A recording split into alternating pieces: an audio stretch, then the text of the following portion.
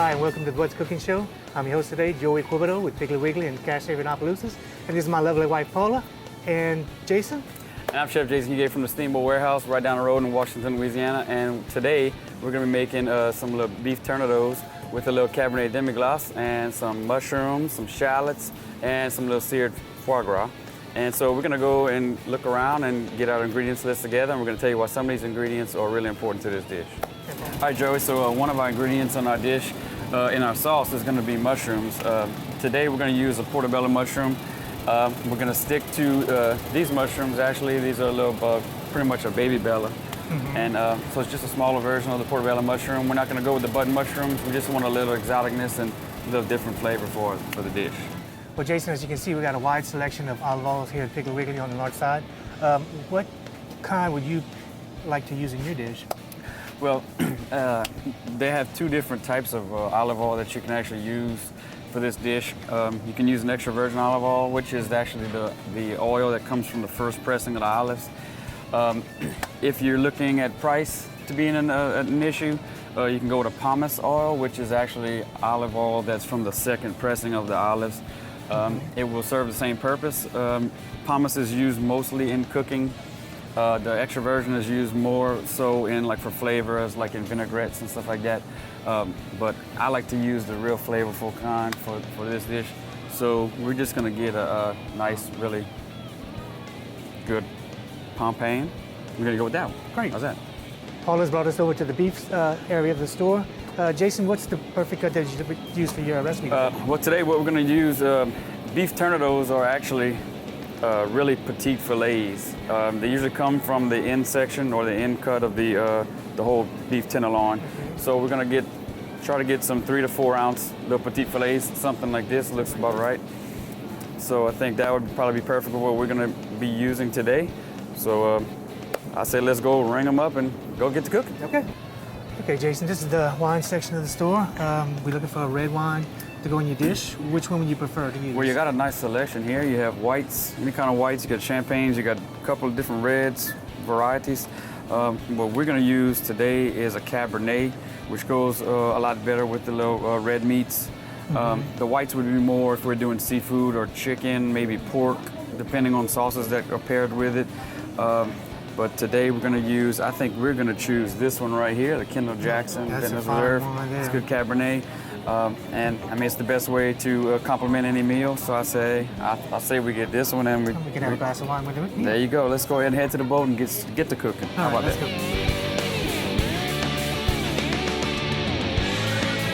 Welcome back to the What's Cooking Show, everybody. We got all our ingredients from the Piggly Wiggly on the north side, and Jason's getting ready to start showing us exactly how to put this recipe together. Okay, so we're going to take our fillets real quick, and we're going to season them. We got some kosher salt right here. And we want to season both sides with that. And I have some coarse ground black pepper. This is not cracked black pepper, but it's the next coarseness size down. It's not as coarse as cracked black pepper, because I feel that the cracked black pepper doesn't really stay on the meat as well. Right. If you're going to sear it or anything or saute it or whatever. Something like that you can use in other applications, just not this one today. So we're going to take our olive oil. Our pan should be really hot right now. And you want your pan pretty hot. I'm gonna put probably about a 1/4 cup of olive oil. It's the olive oil that we just picked up. And yeah, you can hear that. Nice and hot, yes. Perfect heat to start this with. If you can notice, some of our fillets are a little bit taller and as in thickness. So some of these may be done before the rest, but basically what we're going to do is we're going to sear these down, let them go, get a good little sear, cook them about medium rare. Then we're going to pull these out and let them rest. You always want to let your meat rest before you cook it, because if you don't, all the juices will end up on your plate and not in your mouth. So. And you were saying earlier there's a certain thing behind the term. The terms beef tournedos is basically, there's a couple of theories on where the term came from as far as tournedos. It is a French term. For the most part, it's really small pieces of beef, small portions of beef tenderloin. Normally usually the ones that come on the tapered end of the tenderloin when you have a whole beef tenderloin. These are about 3 ounces each. We've done these on special before and just basically cook them however the people order them. And then Right. we would put sauteed jumbo lump crab meat on top. One of your favorites. Yeah, so I mean, like, what else can you, what else can you ask for? That's So it. Put a little bit of garlic on top. a little bit of garlic. Why not? That'd be perfect, huh? Yeah, you're right. So what we're gonna do after our fillets are done, we are gonna take the same pan. When we remove the fillets, we're gonna take the same pan and we're gonna add some shallots that we cut a while ago. And the mushrooms we got from the store earlier. These are some portobello mushrooms, but they're baby portobellos. Baby portobello, So right. we're going to saute that down. We're gonna take our red wine and deglaze with it. Salt and black pepper in our demi. And we have some fresh thyme right here that we're gonna put, that we actually took out before, de-stemmed. So we're gonna actually add that to the sauce as well Wow. in a little while.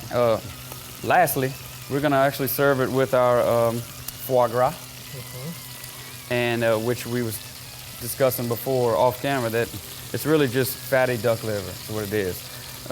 If you've never seen it before, I don't really know what it is, Google it, check it out, it's very interesting. We're gonna flip our fillets, 'cause these don't take long at all. Get Yeah, nice a lot of color on them. times these days people don't know nothing, they just Google it. Yeah. Just Google it. Well, what did we do without Google before? You know what I'm Yeah, I saying? know. Like, if they say foie gras, they'll be like, what? Yeah, foie gras. What's that? Very interesting though if you actually go on YouTube and try to search for how they actually produce foie gras, and it's very interesting. You see some videos, some things that how they feed them and what they feed them, and how does it the special diet that it is that makes their liver fatty like that. So I suggest you check it out and when you have free time. Oh yeah, just Google it. That's all you gotta do. And you said we're gonna have a nice red wine, portobello mushroom, demi-glaze on it. We're making a demi-glaze today. The only part of this recipe that may be hard to obtain is the demi-glaze. Demi-glaze is what we usually call it in North America, but in France it's actually demi-glace. Demi-glace. The true French term is demi-glace. The reason why it'd be hard to find is because this sauce takes about 2 days to make properly. So you have to make what's called an Espagnole sauce first, which is made from brown stock, and then you take Espagnole sauce and then you add more brown stock and tomato product, which may be tomato puree or somewhat. Tomato base. Yeah, so it's very time consuming. There are places that you can order it online. Just have to look for it, I guess. So very simple. I mean, we got our fillets going. It's still a little rare, but we got our seasoning and everything.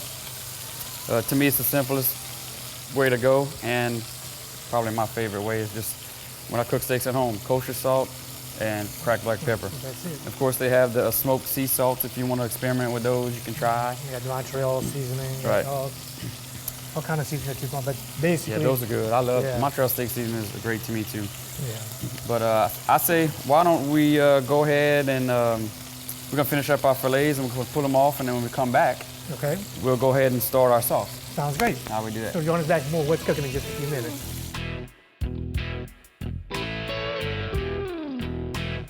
Welcome back to What's Cooking Show, everybody. Again, Jason's got a wonderful dish going on for us. He's getting ready to pull out his last, what do you call That's it again? Tornado. Tornadoes. I was going to say torpedoes. That too. You see how we got a nice little color, golden color, seared color? We're gonna go remove this from the pan, put it with our others, and we're gonna let those rest so that way the juices stay inside. Now what we're gonna do is we're gonna turn our pot down a little bit. Got it. Really hot, so we turn it down. I'm gonna put it on the side just for a second. So what we're gonna do is with our pan, we have some the olive oil and everything from what we just used to sear our tornadoes. I'm gonna add just a little bit more because our mushrooms are gonna soak that up a good little bit. So let me add a little bit more olive oil. Now I want to add my mushrooms that we chopped. We kind of sliced them pretty thin. You don't want them too thin. Put a few of those.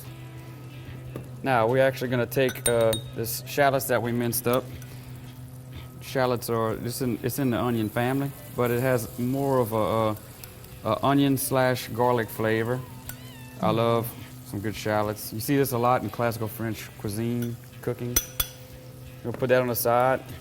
And the other ingredients that we're gonna add to this besides the red wine is we have some garlic, but we don't wanna add that to the pan just yet because what's gonna happen is the garlic's gonna burn before all of these mushrooms and shallots are actually sauteed. Gotta be careful with garlic whenever you mince it up really fine. It will burn really, really easily. So we're gonna put that back on the heat and just wanna slowly let that go. Usually about 4 or 5 minutes. And, So basically you do run this on special sometimes here at the Steamboat? every now and then, yes, we do. And you just, like you said, top with jumbo lump crab eats? Yes. Jumbo lump or the foie gras. This dish, we actually did a variation of this dish a couple of months ago. We served some foie gras, seared foie gras, and we put it on the fillets on top, the little petite fillet on top, and then we just drizzled this little sauce on it, a variation of the sauce. We did just a different demi-glace base sauce, Bordelaise sauce. Bordelaise sauce is similar to this, but it's made with Bordeaux wine instead of Like any cab other or- wine, a cab or yeah. whatever. I want to let everybody know that most of the things that Jason's using here today can be found at your local Piggly Wiggly stores here in Opelousas or Cash Saver. And addresses? 1305 Heather Drive, that's the Cash Saver Saver. store. That's right. 8410 Highway 182 North, which where we were this morning. This morning, that's where we got our stuff up there. And then our sister store in. Simsport, 16229 Highway 1. Now, I don't know if Simsport will get us up there to do the show. We just, Yeah, we'd have to. kind of a long way to go. Yeah, with that's a this. long way Yeah, for the we crew just to go gonna- too. Yeah, we're gonna stick in right here in Opelousas, so it's like more convenient. Very simple. Now, since we have about another minute or so on the actual mushrooms and the shallots, they're looking pretty good. We're gonna add a little bit of chopped garlic, minced garlic. This is one of my absolute favorite things ever. And you can just smell everything going on, the olive oil, the little bit of remnants from the fillets that we seared, the garlic, the mushrooms, which mushrooms I love. Steaks or steaks with sauteed mushrooms or like caramelized onions, you just can't beat it. That's it. You're right. I just think you can't beat it. Especially so- caramelized onions. Right. I love that. And naturally caramelized, no adding sugar to it. I mean caramelizing the natural sugars that are already in the onions. So the garlic doesn't really need long because all you're trying to really do is get the rawness out of it. So Okay. a couple of minutes, we're good on that. So what we're gonna do now is we're gonna turn our flame up just a little bit Okay. and then we're gonna add our wine. And since you drank all the wine on the way here from the You helped store, me. I had to go ahead and select this. This is on our wine list, Chateau Saint Michel. This is a very good wine for the price. It's not your higher end pricing wise, but it's probably one of my most widely sold wines in the restaurant. Right. I sell So- a lot of that at Cash Saver. We're gonna add just a little bit of wine. You don't want too much, you can smell it right away. Put too much wine, it might make your demi-glace a little acidic. And you don't want that. So what we're gonna do is we're gonna let this reduce till about 1/3. Then we're gonna add our demi-glace, same thing. And if you can smell it, it just smells so good. It does smell It good. actually smells French cuisine. It smells like French Exactly. cuisine. Yes. This is like the epitome of classical French recipes. Lots of sauces are made in this manner, like the process that we just used. That's the standard classical French techniques that we're using today. The use of wine is classical French. Could be red or white. Could be sherry wine. It could be whatever. Champagne. Champagne. That's another dish we'll do in the next, couple That'd of be interesting shows. to do one with champagne. I have a recipe for a champagne and mushroom cream sauce that we used to use all the time, like almost every weekend. So when deciding on what to cook today, I almost did that one, decided on this one. So that means that we'll have to do the champagne sauce on, you could put that on, it's a cream sauce, but you can put it on chicken, tuna, fish, whatever, steaks. anything like that. So, all right, so we're getting a little, you know, caramelized effect going on. So this is our demi-glace, and it's a very gelatinous type of sauce because of the way it's made. It's got so much brown stock in it from the 2-day process of making it. Depending on how you make it, it could take you 3 days to make. Because you have to make your brown stock from scratch, then you have to make your Espagnole sauce, and then you have to add Espagnole sauce to more brown stock with other products to make demi-glace. So, with all the bones being used and stocks being used, once you refrigerate it, if you can tell, if you can look and see, it becomes a little gelatinous from, and that's from the bones. From boiling the bones, it makes this gelatin. It's natural gelatin. So that's how it's going to look when you refrigerate it. So basically at this point, all we want to do is just kind of cook it down a little bit. We're going to add just a little bit of fresh thyme, and this is fresh thyme. And we have garden back? Yes, sir. And we actually saved some of these sprigs for our garnish because we want it to look pretty also whenever we eat it. So but that's what you were saying earlier. Making food look pretty is good. Yeah. But if it don't taste good, it better taste good first. Then make sure it tastes good first. Then you make it look pretty. So we're gonna let our sauce reduce a little bit. I think we're gonna take a little break, and we come back. We're gonna show you how to sear and present our foie gras, and then we're gonna finish our dish. We're gonna put it together. It's gonna be interesting. Join us back for more What's Cooking.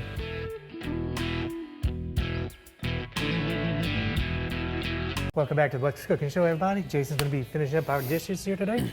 So, Jason, where are we at? All right, Joey. So while we're all at the break, we kind of let this reduce a little bit, and it's ready. You see our little leaves of thyme in there. It actually smells amazing. We got a portobello mushroom sliced. That's going to look great on the plate with our fillets and our foie gras.